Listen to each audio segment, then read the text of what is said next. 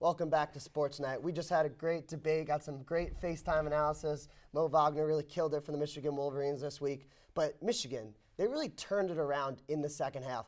They really played better on rebounding. And let's see what John Beilein had to say about that halftime turnaround, as well as the other players. At halftime, it was all about how they were guarding us defensively. That was big. And then what they were doing offensively, the angles we had to play, the matchup, that we had, and then how we had to shade a little bit different in different areas. So it was some scheme things, but it was more just, all right, this is hit singles. Do not come out of here trying to win it in the first 4 minutes. Let's just win the first 4 minutes, win it by 2 points. Win everyone by 2 points, we win the game.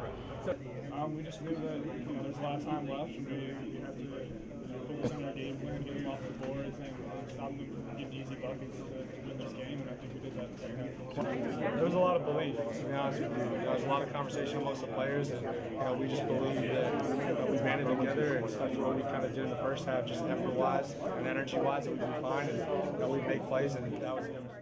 Yeah, whatever Beilein said to his players, it really turned it around in the second half. What do you think was the major thing in the second half?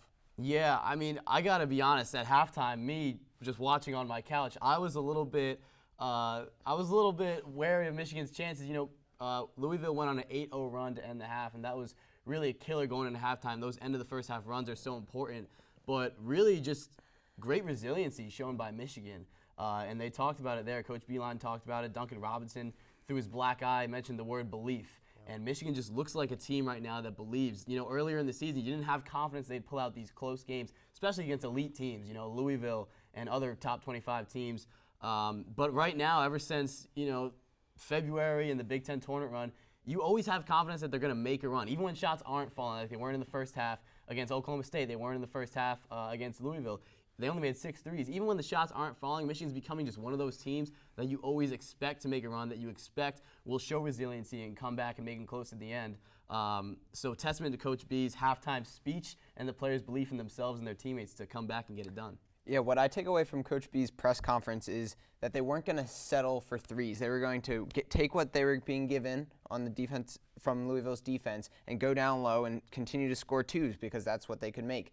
My mentality at halftime was, we're going to put on a great shooting performance like we saw against Oklahoma State to get back into this game. And I thought the first 5 minutes we'd come out and shoot a bunch of threes to see if we could make up the deficit that maybe the officials had taken part in the end of that first half. With some wrongful steal calls.